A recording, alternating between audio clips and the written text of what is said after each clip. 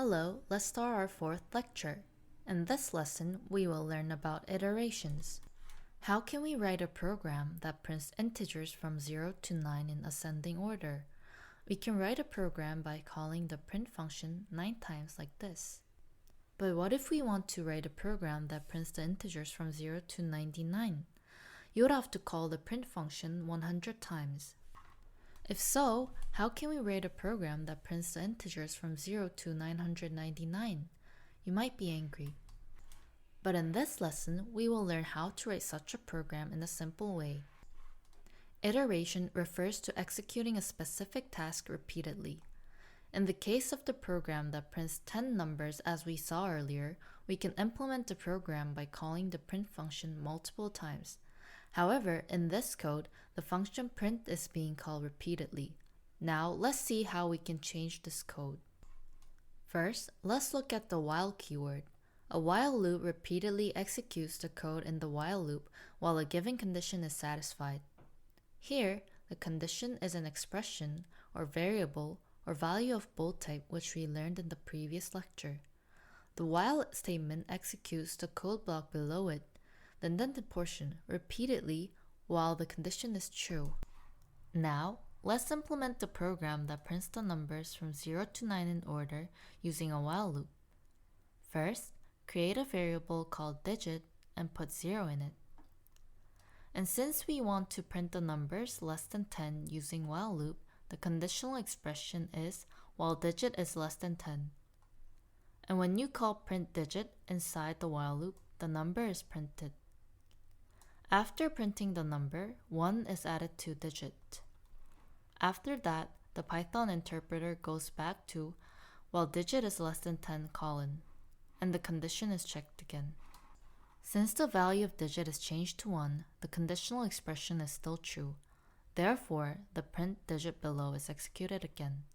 After that, digit plus 1 is assigned to digit variable, and digit becomes 2.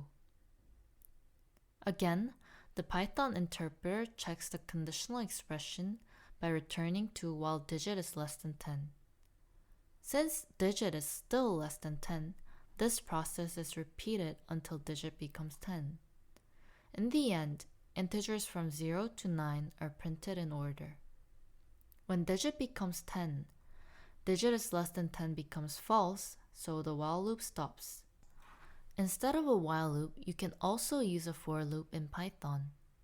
The for loop examines the elements of the given sequence one by one and executes the code block inside until all elements are checked. For example, in the slide, you can see the code for x in range AB. This code increments the integer from a to b minus 1 by 1, assigns the integer to x, and executes the statement below it. The two codes on the screen do the same work.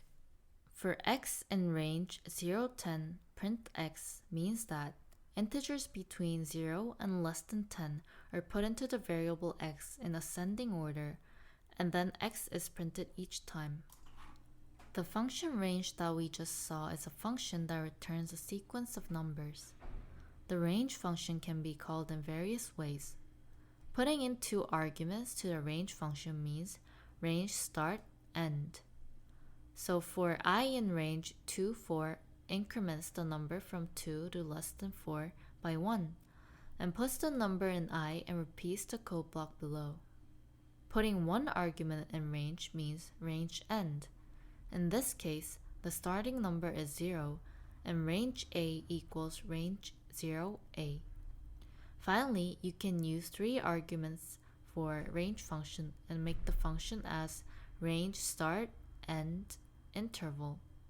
In this case, the given interval is added continuously from the start to the end number minus 1. For example, for I in range 3, 7, 2, increments the number from 3 to 6 by 2, putting the number in I and repeating the code block below. So print I in the code block will be called 2 times and it'll print 3, 5. The for keyword can traverse not only range but also other sequences. As you can see on the screen, The square brackets with data after in is a data type called list. We will learn more about list type in the future. A list can contain various types of data. For example, as shown on the screen, you can put multiple strings in a list using commas. If you run the code on the screen, check what happens. Note that both codes do the same thing. As expected, all strings in the list are printed one by one. Now, write a program that prints the natural numbers from 1 to 10 in ascending order using a for loop. However, write the program so that the string lucky is printed above the number 7. If you use the if statement, you'll be able to implement it easily. For example, we could implement our program like this. If you use the if statement to print lucky when I equals 7, you can see that lucky is printed above 7. Because the print function is called outside of the if block, the print I is called every iteration. Now, let's write a program that prints integers from 1 to 100.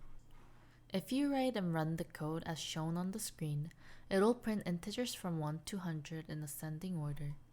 If you use range function, the ending number is not included, so write range 1, 101 to print up to 100.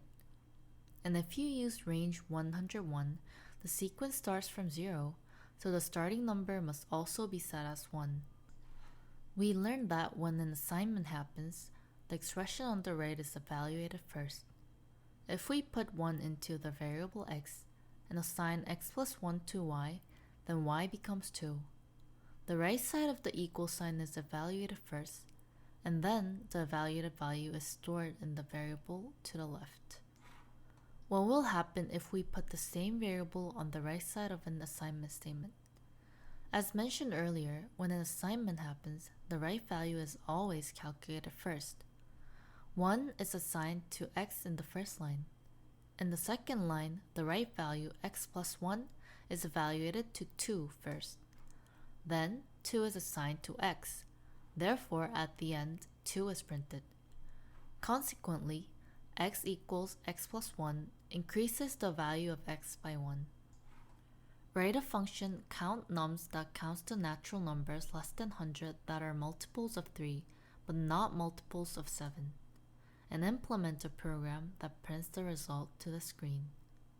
You could try creating a variable called counter first, updating this variable continuously in the loop, and finally returning this variable after the iteration.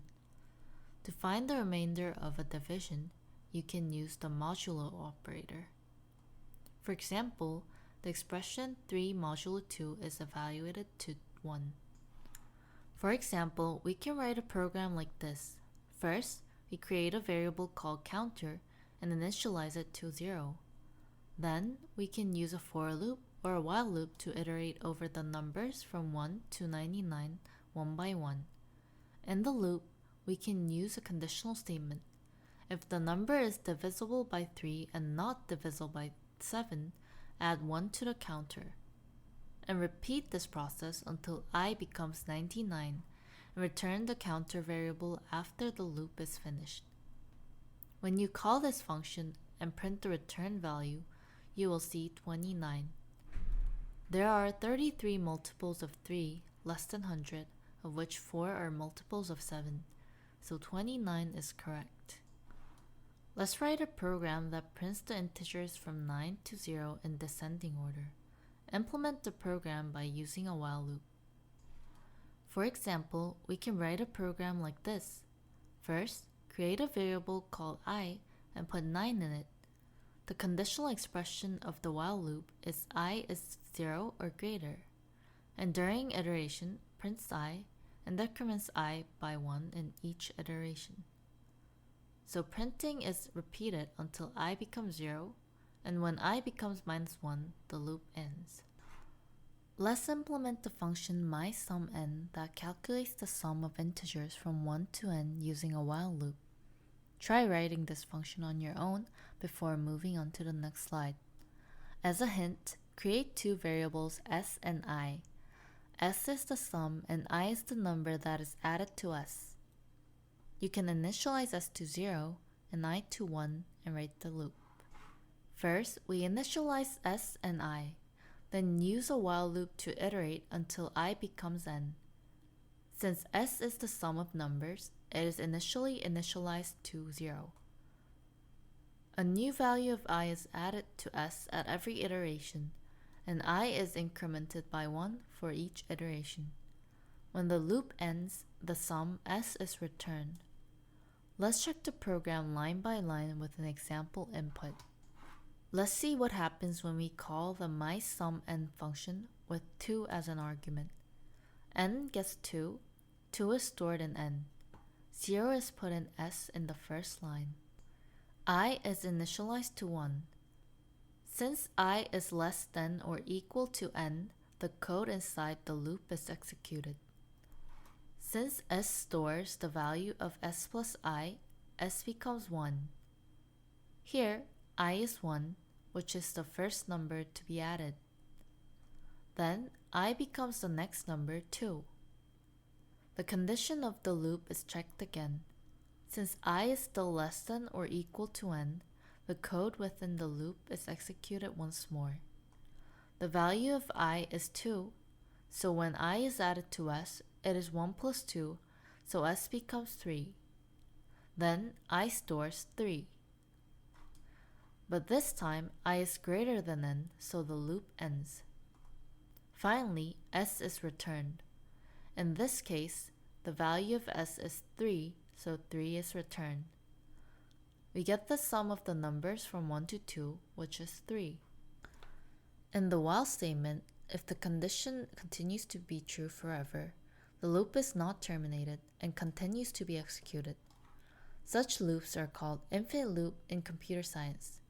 For example, let's look at the code on the screen. The conditional expression is 1 equals 1, and this expression always becomes true. So this loop will print 1 indefinitely and iterate over and over again. When using while statement, depending on the conditional expression, the loop may be executed indefinitely. Typically, this is an unintended bug. Therefore, when programming, always carefully write the conditional expression so that the loop can be successfully terminated. Now, let's implement another program using loop. Let's make a program that prints the natural numbers n for n times as follows. For example, we can implement this program using 2 while statements as follows. Put 1 in the variable called digit, and define the conditional expression of the outer while loop as digit is less than 5. This outer loop is a loop that increments the number to be printed. Inside, we now have to print this number n times. First, we initialize a variable called num of digit to 0 for each iteration of the outer loop. For example, let's say digit is currently 2. When inner loop starts, while num of digit is less than 2, prints digit and increments num of digit. When num of digit is 0, digit 2 is printed once, and the conditional expression is checked again in the inner loop. When num of digit is 1, it is still less than 2, so digit is printed once more. After that, num of digit is incremented by 1 and becomes 2. Returning to the while of the inner loop again, the conditional expression is checked. When num of digit becomes 2, the condition is not satisfied, so the inner while statement is terminated. Then, the digit is incremented by 1, the conditional expression in the outer while loop is evaluated again, and the iteration continues. Like the code in the previous slide, a loop inside a loop is called a nested loop. Like the conditional statements, you can put loops inside a loop. It is also possible to put conditional statements inside a loop. Let's look at simplified assignments.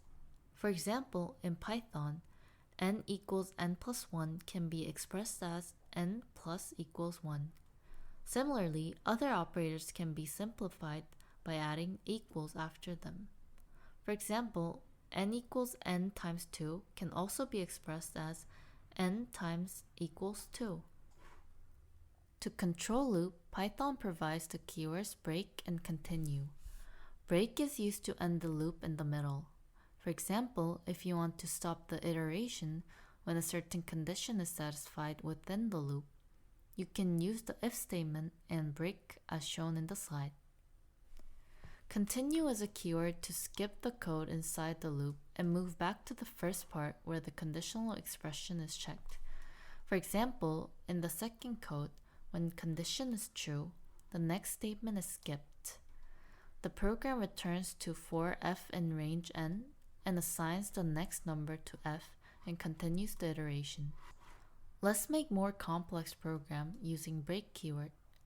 Let's implement a program that continuously receives natural numbers from user and calculates the sum of the numbers. However, if the user inputs a multiple of 3, it prints the sum of all inputs and terminates the program. For example, we can implement a program like this. First, create a variable sum and store 0 inside it. And you can make an infinite loop by using while true. By creating an infinite loop like this, we can continue to run the program unless break keyword is executed. We have to keep adding natural numbers until we get a multiple of 3 from the user. Therefore, in each iteration, a new value must be received from the user. First, by using the input function in the loop, a natural number can be received from the user at every iteration, and the value entered by the users is checked at the if statement. If an input value is divided by 3 and the remainder is 3, the value can be considered a multiple of 3. In this case, add that value to the value of the sum variable and then use the break keyword to end the loop. Otherwise, the iteration continues after adding the new input to sum. When the loop is finished, we can print the sum on the screen using the print function. For example, if we run this program and input 1, 4, 5, 7, 2, 3 in order as shown in the slide, we can see that 22, the sum of 6 numbers, is printed.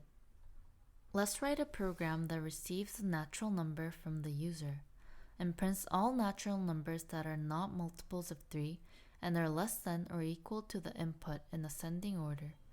For example, this program will print 1, 2, 4 when the user enters 4. First, get a natural number input from the user and create a variable called I and initialize it to 1. Using a while loop, iterate until I is less than or equal to the value entered by the user. First, if I is a multiple of 3, add 1 to I and use continue to check the next natural number. Otherwise, print I and add 1 to I. For example, if the user enters 21, the program prints the numbers 1 through 20, excluding the multiples of 3 like 3, 6, 9 to 21. When the if condition is true in this program, if I plus equals 1 is not written before continue, I remains the same and the loop condition becomes true and the loop continues forever, so please be careful. Now, let's solve some example problems. Guess the results of 2 pieces of code in the slide. First, let's look at the result when for I in range 2 is in the outer loop. First, when I is 0, the inner loop is executed, and then when I is 1, the inner loop is executed once more. When the inner loop is executed, the strings from Mary, John to Julia are printed in the order in the list. When I becomes 2, the outer loop is terminated. Now, let's look at the second case. This time, in the outer loop, each string of name list is passed to name and repeated.